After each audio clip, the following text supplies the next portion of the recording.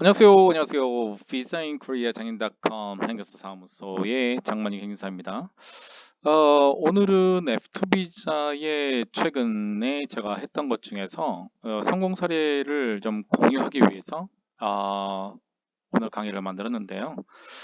F7 비자 같은 경우에는 이제 최소 이제 6개월에서 최대 5년까지 이제 비자를 이제 변경할 때 비자 변경을 할 거나 또는 연장을 할 때 이제 부여해 주고 있습니다.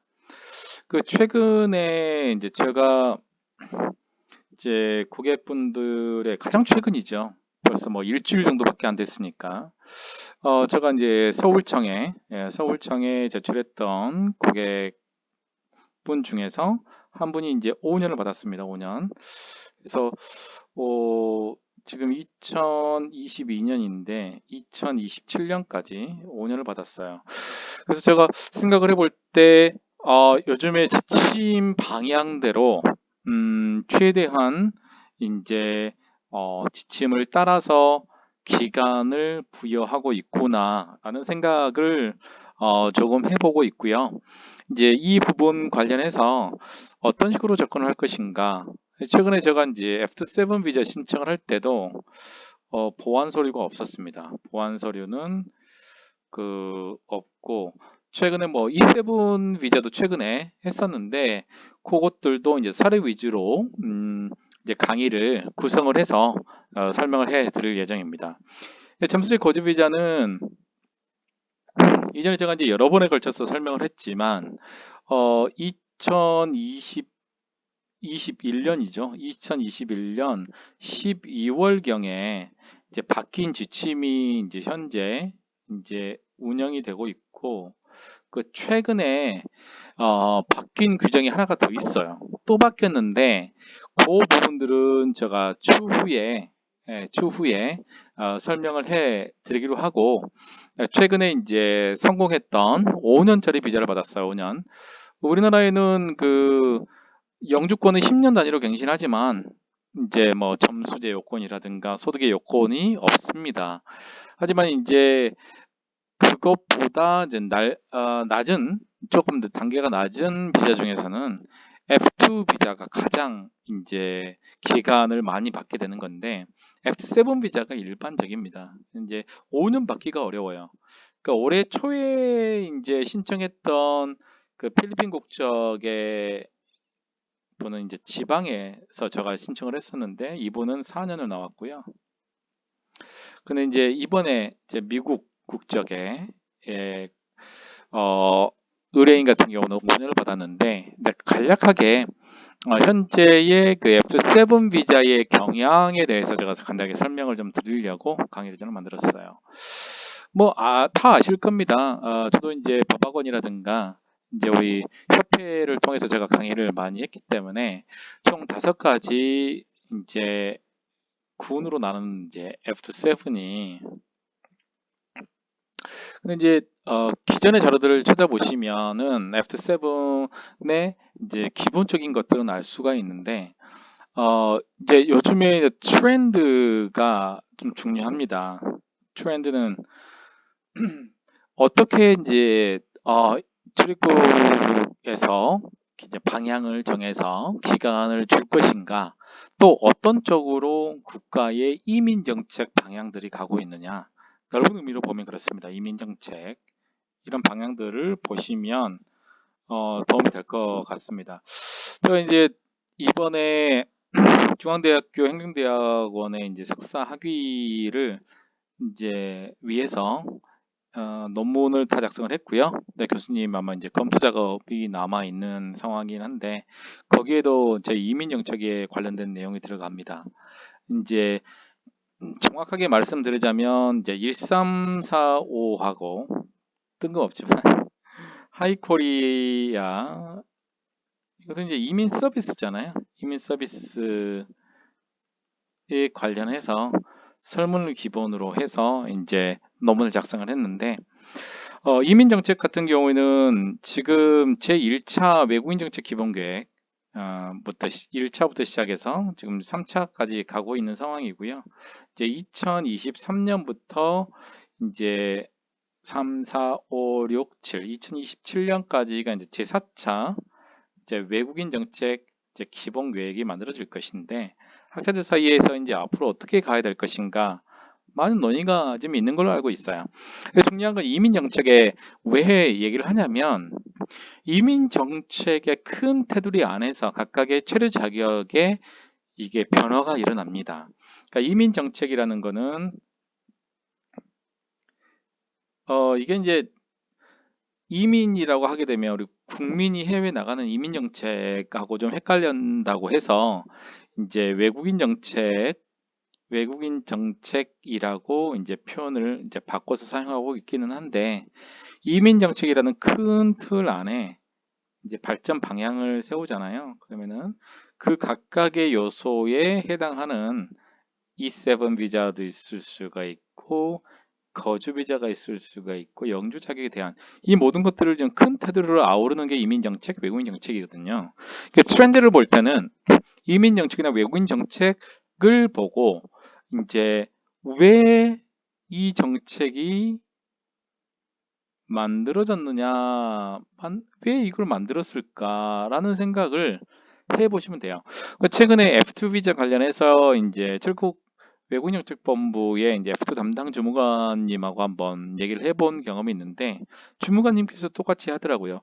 이 비자 F27 잠수제 거주 비자가 왜 만들어졌을까라는 것을 생각을 하게 되면 그 이민 정책이라는 큰 틀을 가지고 접근을 하게 되면 크게 해석이 안 되는 부분들을 해석할 수 있는 부분이 있다. 이렇게 말씀을 드리기 위해서 트렌드가 굉장히 중요하다라는 말씀을 드립니다. 최근의 트렌드는 점수 요건이 이제 80점인 거는 아시죠? 80점인데 이제 점수 요건을 구분하는 거가 이제 학력이 있고 뭐 한국어가 있고 뭐 소득이 있고 그다음에 기타 뭐 이런 요건들이 다 작용을 합니다. 근데 여기서 이제 가장 2021년도에 두드러지게 나타나는 현상들 이게 이제 2022년도에 영향을 미치는 거잖아요. 이게 가장 큰 게 소득이다. 그래서 이제 여러 가지 요건 중에서 동일한 상황을 설정을 해놓고 출입국관리사무소에서 어떤 거를 볼까? 유능하다. 유능. 이거는 이제 영어로 하게 되면 outstanding talent거든요. 뛰어나야 돼요. 그 유능하다는 얘기는 뭘까요? 여러 가지가 있을 수가 있잖아요. 근데 유능하다는 걸 지표로 가장 삼기 편한 게 뭐냐면 소득이고 그 다음에 학력이고 그 다음에 경력이라고 보시면 될 것 같아요. 이건 저 개별적인 제가 생각하는 유능이라는 개념, outstanding이라는 개념을 이제 보고 있는 건데 제가 볼 때는 우선순위가 소득입니다. 그리고 2번 순위가 학력인데 우수 대학이 있는 경우 있잖아요. 가점으로 들어가는 거. 그다음에 경력, 그다음에 한국어가 이렇게 있는데 한국어는 한국어를 잘했다고 해서 사회통합 프로그램 5단계를 끝내면 30점을 받잖아요. 이거 이상은 없어요. 예, 이거 이상 점수로 취득하는 거 이상만큼은 없는데 제가 요즘에 보니까 가장 크게 보는 상황들이 다 알고 계시겠지만 하지만 유능이라는 이 F7 비자의 가장 큰 모태가 뭐냐면 유능한 인력입니다. 유능한 인력. 그렇기 때문에 이게 이제 그 우수 인재라는 표현을 쓰고 또 가끔씩은 우수 인력이라는 또 키워드를 쓰고 또 하나는 우수 외국인 이렇게 이제 표현을 쓰는데 비슷한 말이라고 됩니다. 근데 유능하다는 걸 뭘 표현하냐면 학력이 박사예요. 3,300만 원 받는 사람이 있습니다. 1년에. 하지만 이 사람이 이제 우수 대학을 나왔는데 소득이 뭐 7천만 원이더라.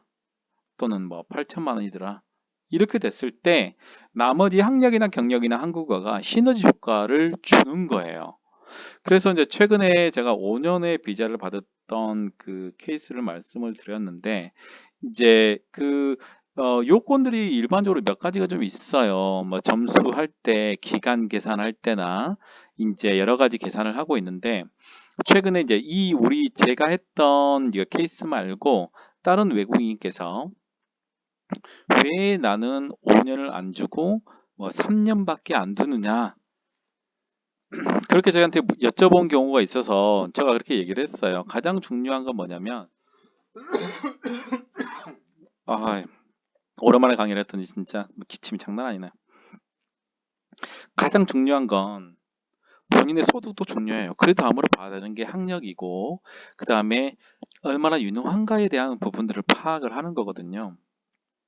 어떤 외국인은 정말 열심히 해가지고 연봉이 한 8천만 원 만들었어요.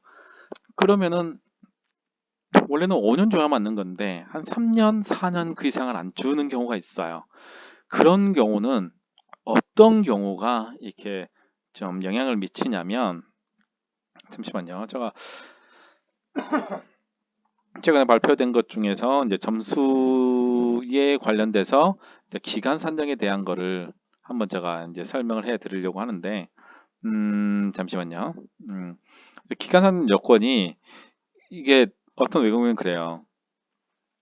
어떤 외국인은 어떤 거냐면 자, 일반적으로 이제 점수를 산정을 할 때 130점 이상이거나 또는 뭐 소득에 뭐 50점 이상이 되면 5년. 근데 120점에서 129점까지면서 또는 이제 45점 이상이면 3년. 그리고 이제 110점에서 119점 죄송합니다. 또는 40점 이상인 경우는 2년. 그리고 이제 80점부터 109점 또는 뭐 소득이 30점 이하 된다. 1년 이렇게 나와 있거든요. 중요하게 보는 게 어떤 거냐면 그 소득에 대한 부분들이 가장 중요합니다. 그러니까 소득은 어떻게 산정하느냐. 근데 가장 기본적인 질문부터 다시 이제 역산해서 들어가야 되는 상황이 생기는 거예요. 이제 점수만 중요한 게 아니고 점수하고 관련돼서 이 사람이 얼마만큼의 그 잠재적인 우수한 능력이 있을까 이 부분들을 굉장히 많이 봐요. 최근에 제가 이제 4년도 해봤고, 근데 5년은 이번에 이제 거의 처음이었는데 5년 비자 받기가 정말 쉽지가 않습니다. 왜냐하면 이러저러한 요건들 때문에 그래요. 그래서 이제 일반적으로 소득을 기본으로 했는데 이제 이전에 그 미국 분 똑같이 미국 분인데 어떤 분은 3년을 받았고요. 그 비슷한 요건이에요. 3년을 받았고 어떤 분은 이제 5년을 받았어요. 거의 동일한 요건이에요. 어떻게 보면은 소득에 관련돼서 뭐 다를 수가 있는데 소득은 이제 50점을 받으려면 그 전년도 소득이 6천만 원 이상이면 돼요. 근데 이것만 가지고 5년 안 줍니다. 왜냐하면 재량권이 더 커요. 실제 점수보다 재량권이 더 커요. 그래서 이 부분을 이해를 해야 돼요. 그래서 이제 A라는 사람이 있고 B라는 사람이 있고 이거는 이제 5년을 받았고 이거는 3년을 받았어요. 자, 소득은 이분이 좀 상당히 높았어요. 그러니까 8천만 원 정도 만들어서 실제로 56점을 받았어요. 근데 이분은 7천만 원이니까 실제로 53점을 받았어요. 그 이제 총점은 이 사람이 조금 더 높아요. 이거는 좀 더 낮고 그래도 80점은 넘었어요. 이 경우에 어떤 게 보느냐? 자, 소득을 가지고 만약에 따지게 되면 이분은 무조건 5년을 줘야 돼요. 근데 3년밖에 못 받았고요. 이분은 소득이 뭐 이거대로 그대로 가는 거예요. 그래서 제가 이제 팁을 드리는 게 이제 이 강의의 마지막인데 소득을 보는 거 맞아요. 앞에서 보는 것처럼 소득을 보는 게 맞고 그 다음에 학력을 보고 나머지 이제 결과물들을 보는데 중요한 건 그 직업군을 굉장히 봅니다. 직업군하고 그 다음에 우수 대학 요게 키가 됩니다. 킥이. 그래서 예를 들면 이분은 E2 계열이었고요. 이분은 E7 계열인데 이분은 교육이잖아요. 그죠? 이분은 첨단 기술 분야예요. 첨단 기술 분야. 그래서 이 부분들이 있어요. 기술군은 첨단 기술이 일반 사무직보다 높다. 그다음에 이제 우수대학 같은 경우는 이제 타임스의 이펙트 대학이 일반 대학보다 일반 또는 국내 대학보다는 높다. 이렇게 좀 보시면 될 것 같아요. 그래서 재량권인데 이거는 3년 주고 왜 이 외국인은 5년을 줬느냐? 그 부분들은 이 재량권이 실제로 작용을 한다. 그래서 왜 이거 싸워봐야 필요 없습니다. 재량권 이거는 정해놔서 반드시 이러면 이렇게 준다라는 게 아니고요. 재량권입니다. 재량권. 예를 들면 자, 필리핀 설명했잖아요. 그분은 연봉이 1억이 넘습니다. 60점이잖아요. 그것만 가지고. 근데 그분은 4년 받았어요. 그런 모든 것들을 발전 가능성을 봐요. 그래서 일반적으로 이 부분이 넘는다. 5년 정도 된다라는 얘기는 3년에서 5년 사이라는 얘기로 보시면 돼요. 근데 여기서 이제 중요한 게 뭐냐면 시간이 조금 지나는데 그러면 여기서 자 점수는 있어요. 점수는 109, 110점, 120점 다 연결이 되어 있잖아요. 근데 이 소득 점수는 좀 약간 달라요. 그러면 소득 점수가 뭐냐면 30점. 그러면 내가 35점이면 몇 년을 줘야 돼? 답이 없어요. 그러면은 1년하고 2년 사이잖아요. 그러면은 이제 점수가 이렇게 되는 거하고 소득이 이렇게 되는데 솔직히 이제 점수하고 소득을 볼 때 소득이 더 우세하다. 이렇게 판단하시면 되는 거예요. 그러니까 어떤 외국인은 내가 점수가 이렇게 나왔으니까 3년을 줘야지 2년밖에 안 나올 수 있어요. 그래서 가장 중요한 건 or로 되어 있지만 재량권이 상당히 작용을 한다. 그래서 실제로 점수하고 소득을 비교해 봤을 때 둘 중에 어느 거를 해도 되는 거예요. 이 or는 재량권입니다. 둘 중에 좋은 거를 외국인한테 주는 게 아니고 이 둘 중에 출입국 공무원이 재량권을 행사해서 이제 선택을 할 수가 있는 거예요. 만약에 여기가 있고 이 사람이 점수가 120점에서 129점 사이고 소득이 40점이면 2년밖에 안 줘요. 이런 얘기입니다. 그래서 점수하고 소득을 상정해 봤을 때 소득을 우선시한다. 아까 그 얘기가 그 얘기예요. 소득이 우선시한다. 그 다음에 소득을 봤어. 근데 예를 들면 소득을 봤는데 좀 3년은 줘도 될 것 같고 여기 4년이 없습니다. 4년은 이 중간에 뭐 껴있겠죠. 좀 애매하잖아요. 이런 경우에는 나머지 전반적인 걸 받겠죠. 회사의 한국인 인원이라든가 그 다음에 뭐 전공이라든가 그렇게 해서 4년에서 5년이 나오는 거예요. 그래서 중요한 거는 항상 고객분들하고 얘기를 할 때 점수만 가지고 몇 년 나온다고 얘기하시면 안 돼요. 그게 저의 강의 키포인트였고요. 유튜브의 슈퍼 땡스라는 거를 통해서 여러분들께서 저에게 이제 기부를 해 주실 수 있고요. 저는 유튜브 할 때 광고가 없습니다. 광고가 없는 대신에 여러분들이 굉장히 만족한 강의를 들으셨을 경우에 여러분들께서 후원을 해주시면 저에게 굉장히 큰 힘이 될 거라고 생각합니다. 오늘의 주제는 점수제 거주 비자 F7에서 성공 사례, 5년 성공 사례에 대해서 제가 설명을 좀 해드렸어요. 그래서 뭐 점수 산정하거나 뭐 어떤 부분들도 중요하지만 어떤 방식으로 최대한 고객들에게 좀 긴 기간을 받을 수 있을까 이런 부분들을 좀 생각해 보면 뭔가 답이 나오지 않을까라는 생각이 들고요. 여러분들의 슈퍼 땡스가 후원이 여러분들 그 동영상 보시면 아래에 이렇게 되어 있고 S라고 되어 있어요. 슈퍼 땡스라고 되어 있거든요. 이렇게 그거 누르셔서 여러분들 조그마한 돈이지만 후원을 해주시면 더 나은 강의를 위해 노력하겠습니다. 이상 designkorea장인.com 행정사 사무소의 장만익 행정사였습니다. 감사합니다.